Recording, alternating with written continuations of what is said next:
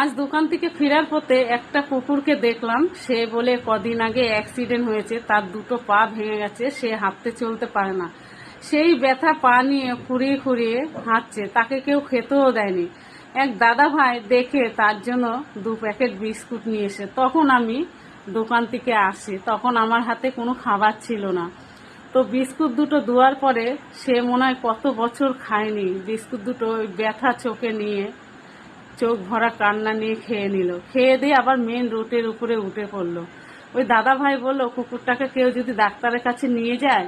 আমি অনেকক্ষণ দাঁড়িয়েছিলাম, ওকে দেখে আমার খুব মায়া হলো, কেউ যদি নিয়ে যায় আমিও টাকা দেব, কিন্তু ডাক্তার দেখানোর মতন কেউ নেই। ওরা তো কেঁদে বলতে পারে না আমার ব্যথা, কিন্তু মানুষ তো কেঁদে বলতে পারে আমার ব্যথা। কিন্তু মানুষ বেইমানি করে, কুকুর কখনো বেইমানি করে না। ওরা মানুষকে পাহারা দিতে জানে।